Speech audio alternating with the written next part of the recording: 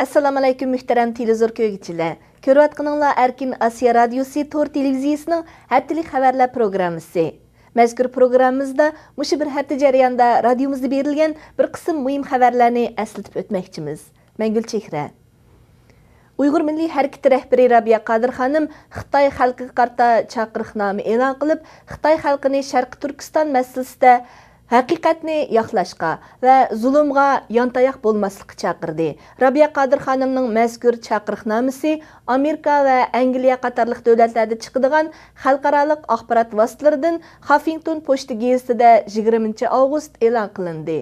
Chaqiriqnomada bir qism Xitoy fuqarolarining 5-iyul voqeasidan keyin hukumat bilan bir safda turib Uyg'urlarga qarshi oshkora zo'ravonlik yurgizganligi, yana bir qism Xitoy fuqarolarining Uyg'ur masalasida hukumatning tashviqotiga ishinib ketayotganligi, buning har ikki millat kelgusi avlodining manfaati uchun xatarlik ekanligi o'tirib qo'yilgan.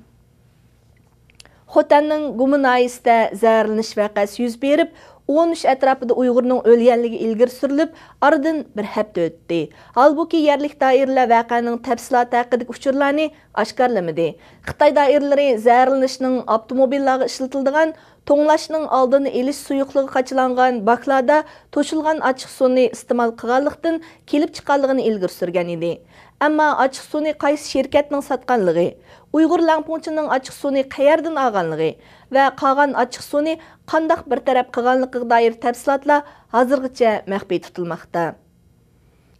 Radiomiz egallagan uchurlardan ma'lum bo'lishicha 1-sentabrdan 5-sentabrgacha Urumchida o'tkaziladigan Yevro-Osiyo yarmankasi yarpsida Urumchida qattiq bexatarlik tadbirlari e'longan. Bu xil tadbirlar yerlik ommani bearam qilgan.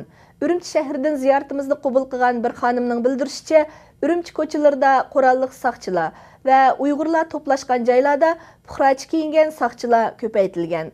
Bu shahar puxralarga vahim paydo qilgan. Bu xonim yana 25-avgustdan boshlab masjidlardagi kollektiv iftor faoliyatiga cheklama qo'yilganligi haqidagi xabarlarning norozilik paydo qilganligini bildirdi.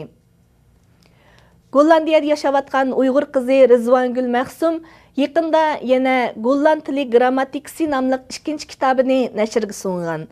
U Gollandiyaga 2008-yili 10-oyda kelgan bo'lib, shu yildan boshlab Golland tilini o'zligidan o'rganib, hozir oliy texnikum darajalik bir maktabga o'qishga kirgan. Rizvongul Mahsum 2011-yili 1-oyda Gollandcha Uyg'urcha lug'atni tuzib nashr qildirgan edi. U yaqinda nashrga sungan Golland tili grammatikasi Gollandiyadagi Uyg'ur tili tadqiqotiga to'hfa qo'shdi. Bu yil 8-oyda Qashqarlik Uyg'ur bokschi Mehmet Tursuncho'ng Koreyada, Qirg'izistonlik Uyg'ur eg'irlik ko'tarish mayri Sabirjon Gritsiyada chempion bo'ldi. Uyg'ur bokschi Mehmet Tursuncho'ng 8-oyning 23-kuni Koreyada o'tkazilgan xalqaro musobaqada 69 kilogramliklar bo'yicha Osiyo chempioni bo'lgan. Mehmet Tursuncho'ng dastlabda koreyalik, filippinlik va mong'oliyalik raqiblarini yengandan keyin oxirida Qozog'istonlik raqibi bilan hal qilg'ush musobaqaga tushgan. U bu musobaqada 19 ga qarshi 24 nomer bilan raqibini yengib chempion bo'lgan. Uningdan boshqa Gretsiya poytaxti Afinada o'tkazilgan tanarkat musobaqasida Qirg'izistondan bo'lgan Uyg'ur eg'irlik ko'tarish mayri Sabirjon oltin medalga erishgan. Qirg'izistonga va Uyg'urlarga shon sharaf keltirgan. Uyg'urlar bu chempion o'g'lonlardan faxrlanish tuyg'ularida bo'lmoqda.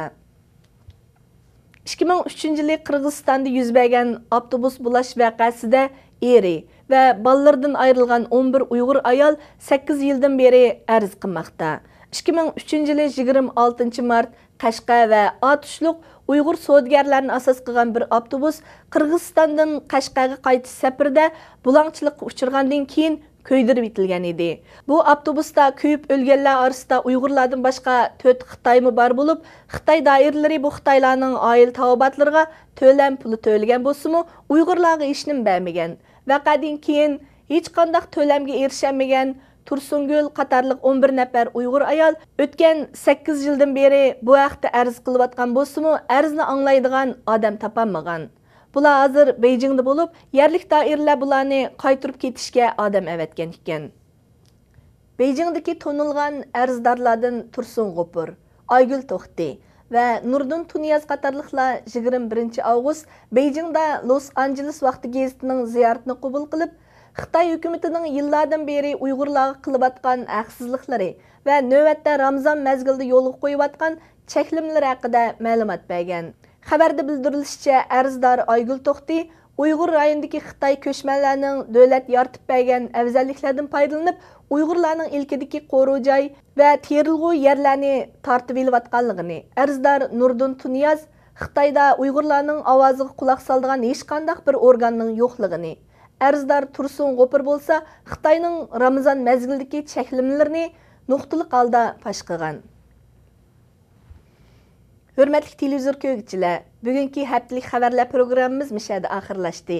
Kelar hafta ko'rishguncha omon bo'lgaysizlar. Xayr xo'sh.